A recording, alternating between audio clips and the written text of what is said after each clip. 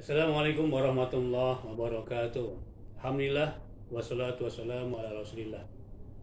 Teman-teman semua, jumpa lagi di acara TOS Tijarah Orang-orang Soleh di bulan Ramadan, hari yang ke-17 ya. Tidak terasa sudah lewat separuh bulan. Semoga Allah istiqomahkan kita dalam ketaatan, terus meninggal dalam keadaan husnul khatimah. Amin ya rabbal alamin. Alhamdulillah teman-teman, para sahabat Nabi ternyata yang 10 dijamin masuk surga, mereka beriman, bertakwa, orang soleh, kemudian mujahid, dia ahli ibadah, ahli sedekah, dan luar biasa kebanyakan di antara mereka kaya raya. Nah, dan juga tidak sombong ya. Ini yang perlu kita tanamkan, bahwasanya sahabat Nabi dia kaya raya, dia bertakwa tetapi jauh daripada kesombongan. Allah firmankan dalam Al-Quran, Innallaha la yuhibbu kulla mukhtalin fakhur. Sungguh Allah Subhanahu wa Ta'ala tidak menyukai orang yang sombong, lagi suka membanggakan diri. Masya Allah. Maka hilangkan sifat sombong, hilangkan sifat suka membanggakan diri ya. Siapa yang sombong dia akan dihinakan oleh Allah, tapi siapa yang tawadu dia akan dimuliakan oleh Allah Subhanahu wa Ta'ala. Maka oleh karena itu para sahabat berdoa ya. Salah satu doa yang masuk adalah doa dari sahabat Nabi Abu Bakar As-Siddiq radhiyallahu anhu. Ya Allah, jadikanlah dunia dalam genggaman tanganku. Apa dia bilang? Ya Allah, jadikanlah dunia dalam genggaman tanganku. Jangan kau jadikan dunia dalam hatiku. Nah ya, boleh punya harta tetap dalam tangan saja, jangan masuk ke dalam hati. Boleh punya kendaraan simpan di garasi, jangan masuk ke dalam hati. Kendaraannya tergores, hati tidak ikut tergores. Boleh punya mobil simpan di garasi, mobilnya terbakar, hati tidak ikut terbakar. Dalam genggaman tangan saja, dalam hati hanya ada kalimah la ilaha illallah. Maka demikian pula kita, mudah-mudahan dunia hanya ada dalam genggaman tangan saja, jangan sampai masuk ke dalam hati. Kemudian Masya Allah, sahabat bertanya, kalau orang yang suka pakaian bagus, kemudian sendal yang bagus, apakah itu termasuk kesombongan? Maka Nabi sabdakan dalam suatu hadisnya, bukanlah suatu kesombongan orang menggunakan pakaian yang bagus, menggunakan sendal yang bagus, menggunakan kendaraan yang bagus, selama dua sifat tadi. Pertama apa? Tidak menolak kebenaran dan tidak merendahkan manusia yang lain ya. Kebenaran dari Allah Subhanahu wa Ta'ala dia terima, kemudian kebenaran dari Rasul pun dia terima. Itu bukan orang sombong. Tapi kalau dia menolak kebenaran dari Allah, dia menolak kebenaran daripada Rasulullah SAW, itu adalah orang yang sombong. Termasuk yang kedua tadi, merasa lebih baik dirinya dibandingkan orang lain. Ini sifat siapa? Ini sifat iblis laknatullah alaih.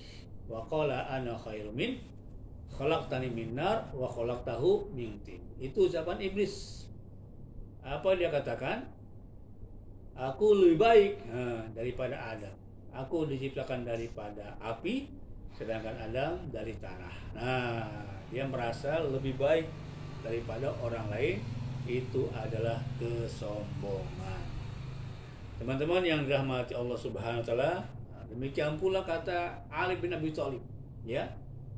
Dia katakan zuhud itu menjadikan dunia di tangan ya. Jadi bukan dari hartanya tetapi dari sifatnya. Kalau dia zuhud, maka sifatnya apa? Menjadikan dunia dalam tangannya, bukan di dalam hatinya. Maka Masya Allah, demikian pendapat para sahabat daripada Abu Bakar As-Siddiq radhiyallahu anhu, yang dia justru hartanya digunakan untuk membela agama Allah. Hartanya digunakan untuk membebaskan Bilal, digunakan untuk mempersiapkan hijrah bersama Nabi, kemudian digunakan untuk membebaskan hamba saya yang lainnya. Suatu ketika Abu Bakar membebaskan hamba saya yang lemah ya, dia beli, kemudian dia memang hobinya gitu. Dia beli hamba saya, dia beli budak, kemudian dibebaskan. Maka seorang sahabat bertanya, ya Abu Bakar, kenapa kau beli budak, kemudian yang lemah kau beli? Nah, kenapa tidak beli budak yang kuat, yang kau bisa manfaatkan tenaganya. Maka Abu Bakar As-Siddiq radhiyallahu anhu katakan, aku membebaskan budak semata-mata karena Allah, ya, bukan karena ingin mengambil manfaatnya, tenaganya maupun yang lainnya. Maka demikianlah Abu Bakar, orang kaya raya tetapi tetap rendah hati, hanya mengharapkan ridhonya Allah Subhanahu wa taala. Teman-teman, hati-hati, maka orang berharta kadang-kadang sombong. Maka demikian pula, ya, ada orang berharta masuk surga, ada orang berharta masuk neraka. Dan ada pula orang miskin masuk surga, ada pula orang miskin yang masuk neraka. Miskin apa? Miskin yang sombong.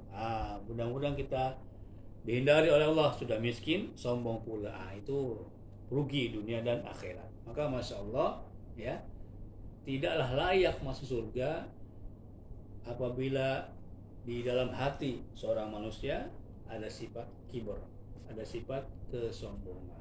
Maka dikikislah dengan perbanyak istighfar, kemudian dikikislah senantiasa merasa hamba Allah dimanapun kita berada, dan harta semua adalah titipan daripada Allah yang boleh Allah ambil kapan saja, yang mana orang-orang tersebut hatinya senantiasa ikhlas mengharapkan ridhonya Allah Subhanahu wa taala.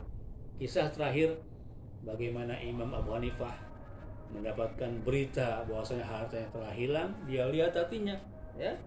Dia ucapkan alhamdulillah. Kemudian dapat berita lagi, bukan harta beliau yang hilang, harta lain. Dia lihat hatinya, alhamdulillah. Kenapa dia ucapkan alhamdulillah? Imam Abu Hanifah senantiasa menjaga hatinya. Seorang ulama yang juga pengusaha, seorang ulama yang juga berharta banyak, hatinya senantiasa mengharapkan ridhonya Allah. Dengan datangnya harta dan dengan hilangnya harta, hatinya tidak bergeser, karena hati Imam Abu Hanifah semata-mata mengharapkan ridhonya Allah Subhanahu wa taala. Demikian tausiah singkat kita hari ini, mudah-mudahan mendapatkan pencerahan, dan kita sama-sama berdoa semua kita dijauhkan daripada sifat sombong, dijauhkan dari sifat merasa lebih baik, merasa lebih bagus daripada orang lain, dan jauhkan sifat-sifat itu.